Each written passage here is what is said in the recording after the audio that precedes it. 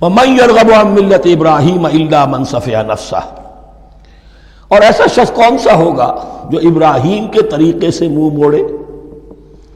یہ رغبت کا لفظ عربی زبان میں دونوں طرف جاتا ہے، رغبہ الہ کسی شے کی طرف رغبت ہونا، محبت ہونا، میلان ہونا، اور رغبہ عن کسی شے سے متنفر ہونا، کسی شے سے ابا کرنا، اس کو چھوڑ دینا۔ وَمَن يَرْغَبُ عَن مِّلَّةِ إِبْرَاهِيمَ إِلَّا مَن سَفِهَ نَفْسَهُ، سوائے اس کے جس نے اپنے آپ کو حماقت ہی میں مبتلا کرنے کا فیصلہ کر لیا ہو۔ اور کون ہوگا جو ابراہیم کے طریقے سے منہ موڑے؟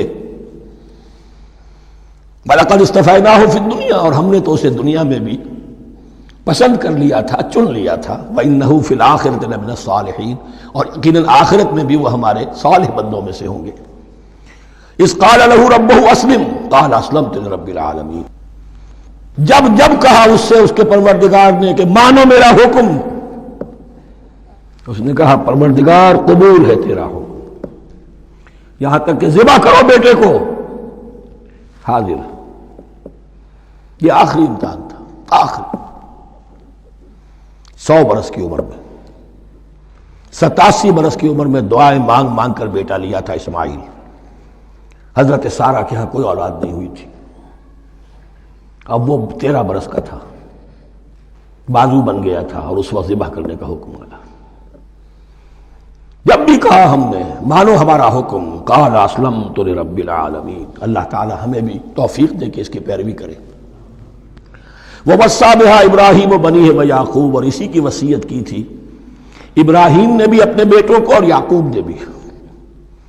یا بنی، وہ کیا تھی نصیحت؟ اے میرے بیٹو، ان اللہ اصطفیٰ لکم الدین، دیکھو اللہ نے تمہارے لیے دین کو پسند فرما لیا ہے۔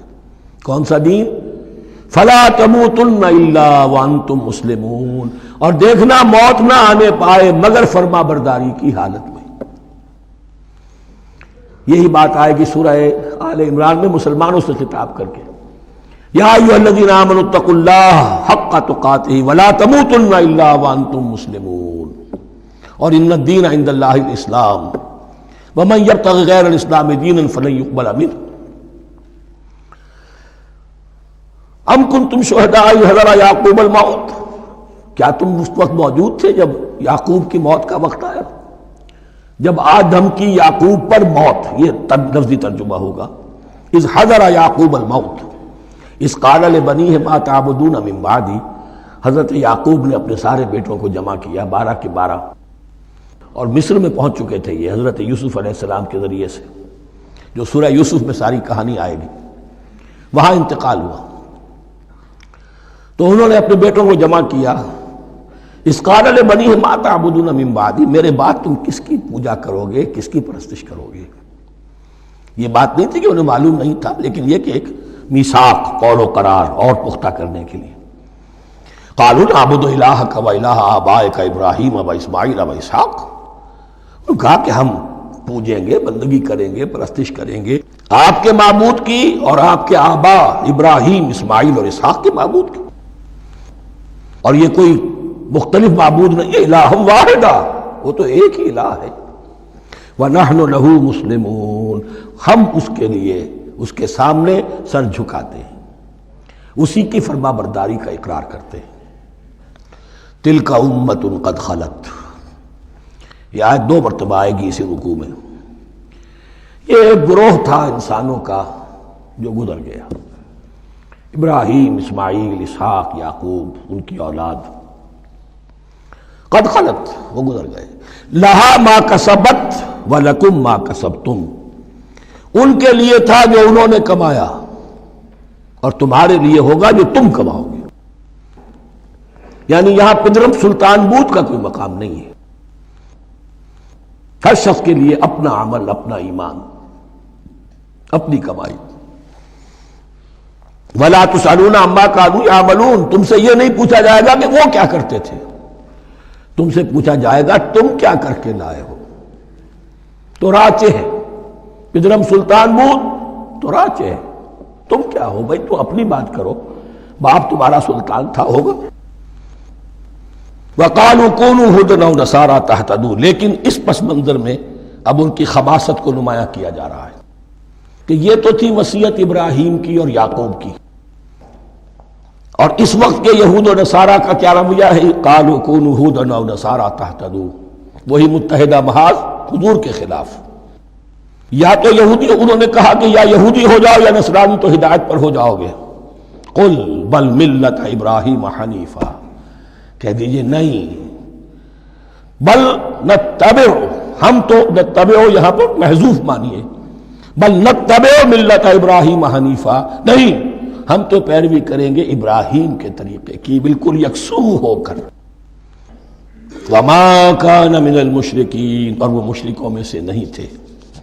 قولوا آمنا باللہ، اب یہاں مسلمانوں کو حکم دیا جا رہا ہے، دیکھو تم ان کے جو کچھ وہ کہتے ہیں اس کے جواب میں تم یہ کہو، قولوا کہو آمنا باللہ، ہم ایمان رکھتے ہیں اللہ پر، وما انزل الینا، اور جو کچھ نازل کیا گیا ہماری جانب، وما انزل الی ابراہیم و اسماعیل و اسحاق و یعقوب، اور جو کچھ نازل کیا گیا ابراہیم اور اسماعیل اور اسحاق اور یعقوب کی طرف، والاسباط، اور ان کی اولاد کی طرف، وما اوتی موسیٰ و عیسیٰ، اور جو کچھ دیا گیا موسیٰ کو اور عیسیٰ کو، وما اوتی النبیون من ربہم، اور جو کچھ دیا گیا تمام نبیوں کو ان کے رب کی طرف سے، لا نفرق بین احد منہم، ہم ان میں سے کسی کے مابین تفریق نہیں کرتے، ہم سب کو مانتے ہیں۔ دیکھیے ایک ہے تفضیل، کسی کو ایک کو زیادہ افضل سمجھنا دوسرے سے، یہ اور بات ہے، وہ تو سورہ آل عمران میں آئے گا، تلک الرسل فضلنا بعضهم علی بعض۔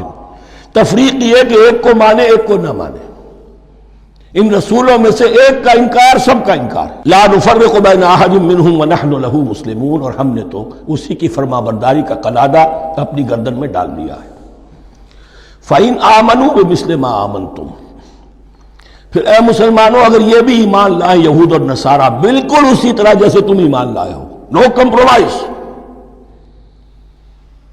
ٹھیک ٹھیک وہی دین اختیار کریں، وہی راستہ جو کہ محمد کے ذریعے سے تمہیں دیا گیا صلی اللہ علیہ وسلم، فَإِنْ آمَنُوا بِمِثْلِ مَا آمَنْتُمْ بِهِ فَقَدْ اهْتَدَوْا، تب وہ ہدایت پر ہوں گے۔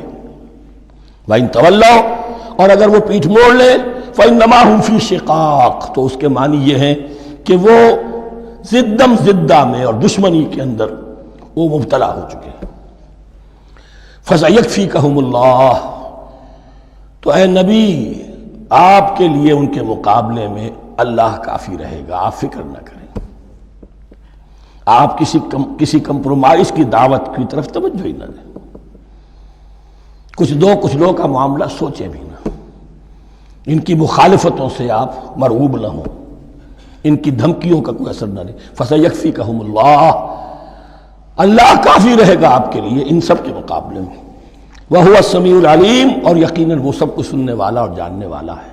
ایسا نہیں ہے کہ اسے معلوم نہ ہو کہ آپ اس وقت کن حالات میں ہیں، کیسی مشکلات میں ہیں، کس طرح کی نازک صورتحال دن بدن جو ہے شکل بدل رہی ہے، لیکن آپ قائم رہیں۔ یہ ہے جگہ جہاں پر خون پڑا ہوا ہے، اس نسخے میں جو حضرت عثمان تلاوت فرما رہے تھے، اور اس وقت باغیوں نے انہیں شہید کیا ہے۔ ان کی زوجہ محترمہ نائلہ، انہوں نے بچانا چاہا ہے تو ان کی انگلیاں کٹ گئیں، اور خون جو ہے وہ فَسَيَكْفِيكَهُمُ اللَّهُ، ان الفاظ پر وہ خون پڑا ہے، وہ دھبا اب بھی موجود ہے۔ وَهُوَ السَّمِيعُ الْعَلِيمُ، اور وہ سب کچھ سننے والا اور جاننے والا ہے۔ صبغۃ اللہ، کیا معنی؟ یہاں پر بھی ایک آپ کو محذوف ماننا ہوگا، اخترنا صبغۃ اللہ، ہم نے تو اختیار کر لیا ہے اللہ کے رنگ کو۔ وَمَنْ أَحْسَنُ مِنَ اللَّهِ صِبْغَةً وَنَحْنُ لَهُ عَابِدُونَ، اور اللہ سے بہتر رنگ کس کا ہوگا، اور ہم تو بس اسی کی بندگی، اسی کی پرستش کرنے والے ہیں۔ قُلْ أَتُحَاجُّونَنَا فِي اللَّهِ وَهُوَ رَبُّنَا وَرَبُّكُمْ، اے نبی ان سے کہیے کہ کیا تم ہم سے محاجہ کر رہے ہو، حجت بازی کر رہے ہو، جھگڑ رہے ہو، دلیل بازی کر رہے ہو اللہ کے بارے میں؟ وَهُوَ رَبُّنَا وَرَبُّكُمْ، وہ تو ہمارا رب بھی ہے تمہارا رب بھی ہے، رب تو ایک ہے، رب بھی ایک، اس کا دین بھی ایک، ہاں شریعتوں میں فرق ہوا۔ قُلْ أَتُحَاجُّونَنَا فِي اللَّهِ وَهُوَ رَبُّنَا وَرَبُّكُمْ وَلَنَا أَعْمَالُنَا وَلَكُمْ أَعْمَالُكُمْ، رب تو ہمارا بھی وہ تمہارا بھی وہ، البتہ ہمارے لیے ہوں گے ہمارے عمل، تمہارے لیے ہوں گے تمہارے عمل۔ وَنَحْنُ لَهُ مُخْلِصُونَ، اور ہم تو اس کے لیے اپنے آپ کو خالص کر لینے والے ہیں۔ یہ ذرا 3 الفاظ یہاں پہ نوٹ کر لیجئے، یہ میرے اور آپ کے لیے لمحہ فکریہ ہیں۔ نحن لہو مسلمون، 136ویں آیت اس پر ختم ہوئی۔ ہم اس کے سامنے سر تسلیم خم کرتے ہیں، ان میں سے تو ہم بھی شامل ہیں۔ نحن لہو عابدون، آیت نمبر 138، ہم اس کی بندگی کرنے والے ہیں، اسی کی بندگی کرنے والے ہیں۔ تو صرف اسلام نہیں، عبادت اور ٹوٹل عبادت، ٹوٹل بندگی، پوری زندگی میں اس کے ہر حکم کی پیروی اور اطاعت۔ اس سے آگے بات آئی وَنَحْنُ لَهُ مُخْلِصُونَ، یہ عبادت اخلاص کے ساتھ نہیں ہے تو منافقت ہے۔ اس عبادت سے کوئی دنیا کی منفعت پیش نظر نہ ہو، سوداگری نہیں، یہ عبادت خدا کی ہے۔ دنیا بنانا، دنیا کمانا، دین کو ذریعہ بنانا، اس سے بڑا، اس سے بڑی اور اس سے گری ہوئی کوئی حرکت نہیں۔ اخلاص، حضور نے فرمایا من صلی یرائی فقط اشرکا ومن صام یرائی فقط اشرکا ومن تصدق یرائی فقط اشرکا، جس نے نماز پڑھی دکھاوے کے لیے اس نے شرک کیا، جس نے روزہ رکھا دکھاوے کے لیے اس نے شرک کیا، اور جس نے صدقہ خیرات دیا دکھاوے کے لیے اس نے شرک کیا۔ وَنَحْنُ لَهُ مُخْلِصُونَ، نَحْنُ لَهُ مُسْلِمُونَ، نَحْنُ لَهُ عَابِدُونَ، نَحْنُ لَهُ مُخْلِصُونَ۔ اللهم ربنا اجعلنا منهم، اللهم ربنا اجعلنا منهم۔ ام تقولون ان ابراہیم واسماعیل واسحاق ویعقوب والاسباط كانوا هودا او نصارا، کیا تمہارا کہنا یہ ہے کہ ابراہیم اور اسماعیل اور اسحاق اور یعقوب اور ان کی اولاد یہودی تھے یا نصرانی تھے؟ تم جو کہتے ہو کہ یا یہودی ہو جاؤ یا نصرانی تب ہدایت پاؤ گے، تو ابراہیم یہودی تھے یا نصرانی؟ اور اسحاق اور یعقوب اور یوسف اور موسیٰ اور عیسیٰ یہ کون تھے؟ یہی بات آج مسلمانوں کو سوچنی چاہیے۔ محمد الرسول اللہ اور ان کے اصحاب دیوبندی تھے یا بریلوی تھے یا اہل حدیث تھے یا شیعہ تھے یا سنی تھے؟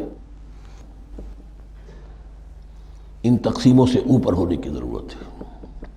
اللہ کے ساتھ اخلاص کا تقاضا یہ ہے، ٹھیک ہے ایک فقہی مسلک کے اعتبار سے ایک شخص کسی مسلک کی پیروی کر رہا ہے، لیکن اپنے آپ کو اس سے آئیڈینٹیفائی کرانا اور اس مسلک کو مقدم رکھنا دین پر، اور اس مسلک ہی کے لیے محنت اور مشقت اور بھاگ دوڑ تبلیغ ہو رہی ہے اسی کی، یہ چیز بالکل اس اصل حقیقت کے خلاف ہے کہ جو اللہ کے دین نے ہمیں سکھائی۔ ام تقولون ان ابراہیم واسماعیل واسحاق ویعقوب والاسباط كانوا هودا او نصارا قل انتم اعلم ام اللہ، کہیے ان سے کہ تم زیادہ جانتے ہو یا اللہ زیادہ جانتا ہے۔ ومن اظلم ممن كتم شہادۃ عنده من اللہ، کان کھول کر سن لو، اس سے بڑھ کر ظالم کون ہوگا جس نے اللہ کی ایک گواہی جو اس کے پاس تھی اسے چھپا لیا۔